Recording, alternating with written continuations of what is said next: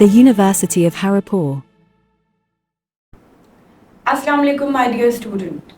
In our previous lecture, I have discussed in detail about the causes, conditions and circumstances of 1857 war and its consequences.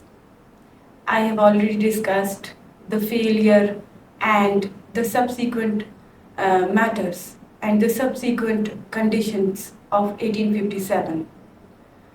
Now, the subcontinent was under colonial rule for further 90 years after 1857 till 1947. So, we will be having discussion about political development, formation of political parties, and rising communalism, and much more. To begin with, our first topic, after 1857 and the colonial period's first topic is formation of Indian National Congress, INC. INC was formed in 1885. In the formation of Indian National Congress, INC, the role of Alan Octavian Hume is much important. He was a British administrator, and after his retirement in 1882, he involved himself in political activities. He convinced the educated segment of the society, the educated and enlightened segment of the society, to form a kind of political party to create an atmosphere of harmony and peace within Indian society, and a political party which could represent the aspirations of Indians, and it would be helpful for future representative and democratic setup. So we can safely assert that in the formation of Indian National Congress, Alan Octavian Hume, A.O. Hume's played a significant role. So we can assert, or we can safely say that in the formation of Indian National Congress, Alan Octavian Hume's, A.O. Hume's role was very important, and it was created at the behest of British government. But it was a significant move towards the creation of a political party, first time within India during the colonial rule. So, first president was Vamesh Chandra Banerjee, and the first session of Indian National Congress was held at Mumbai in 1885. So, after some time, A.O. Hume left the Congress because after 8 or 10 years, extremist ideas and extremist segment penetrated in Indian National Congress. So I want to tell you about the moderate segment and extremist segment of the society. As we know that in all societies, in all the religions, there are mainly two segments of societies, or there are mainly two schools of thoughts. One is moderate and the other is extremist. The Congress was formed by the moderate, educated and enlightened people. Initially, it was opened for Muslims representatives or Muslims members too.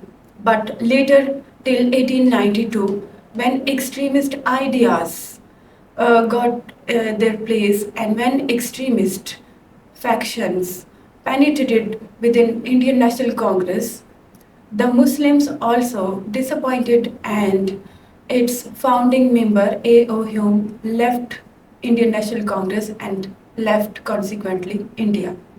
So it was all about the formation of Indian National Congress.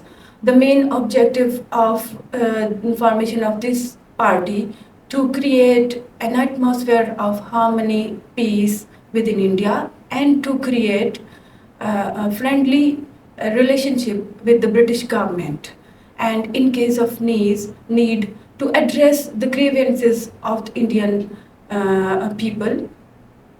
But as I said earlier, that it became Hindu representative party after 10 or 20 years, and it starting representing Hindus' aspirations, needs, and it appeared as the sole Hindu representative party. So after 20 years of the formation of Indian National Congress, some other political development led to the creation of All India Muslim League. But before discussion of All India Muslim League and its formation and the political dynamics, it's very important to discuss about partition of Bengal or the division of Bengal in 1905. It is very important to tell you, student, here that there were mainly two reasons for the creation of All India Muslim League in 1906. First reason, as I have already told you, that when the Congress became a Hindu representative party and the Muslims realized that they don't have their own political party which could represent, which could realize the needs, the aspirations, the economic development, political participation, and about the religious liberty of the Muslims community. So, first reason was the Congress biasness and becoming a sole Hindu representative party. And the second and the foremost important reason was the partition of Bengal in 1905. Let's begin with a brief discussion of the province Bengal. Bengal was overpopulated, densely province. It has two parts. One was East Bengal and the other was West Bengal. In West Bengal, Hindu populated or Hindu people were living, where the East Bengal contained Muslims population. So we can say that the east part of the Bengal was the Muslims territory, Muslims inhabitants, and Hindus were living in West Bengal. But altogether, it was a one province, and it was very difficult for the governor, I mean for a single administration, to see, to address the multiple problems of such a large, over-densely populated province, Bengal. So, the Lord Curzon at that time, the viceroy of that time, the viceroy used to be the representative of British towards India. So the viceroy, Lord Curzon, visited Bengal and observed the administrative problems over there.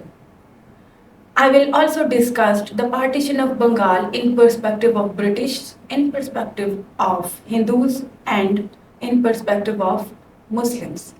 All the three communities or all the three major stakeholders of the subcontinent adopted it and considered it from their own socio-political point of view and aspect. So, the Lord Curzon proposed a summary and suggested the British Empire for its division. Consequently, the British Empire accepted the proposal of Lord Curzon and the province of Bengal divided into two provinces. I mean, split it into two provinces. One province split it into two provinces. The Muslims gained their own province. East Bengal became a separate province and West Bengal became a separate province.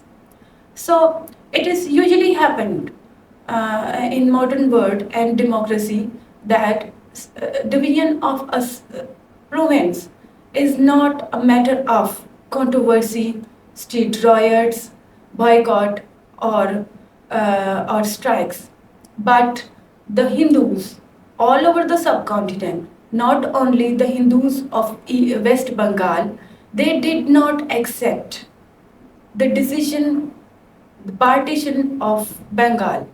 They took it as the division of Hindus and the Muslims on religious basis, on religious lines, where it was a blessing for the Muslims of East Bengal.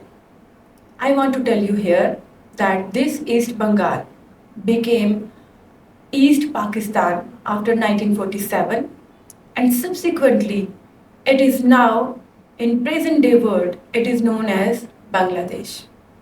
So at that time, coming back towards our actual topic, at that time it was East Bengal, and the Muslims now they were able to collect their taxes to revenue, and so the Muslims were able to spend their revenues for their socio-political development. Before the partition, they were under the domination of West Bengal's Hindu population, the Hindu land owners, and the mill owners. Living standard of the Muslims, not only in East Bengal but throughout the subcontinent, was too low. Although they were suppressed and oppressed, but it was due to their own negligence and rejection of prevailed modern system of education brought by the British government, while the Hindus accepted it willingly. So the Hindus were able to grab civil army services and other government posts, but the Muslims were spending their lives as daily wagers and peasants. So it was all about discussion after partition of Bengal. We will end the first part of this lecture.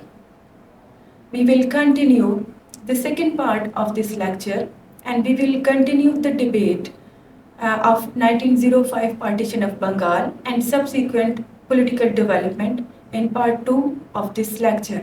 Thank you so very much.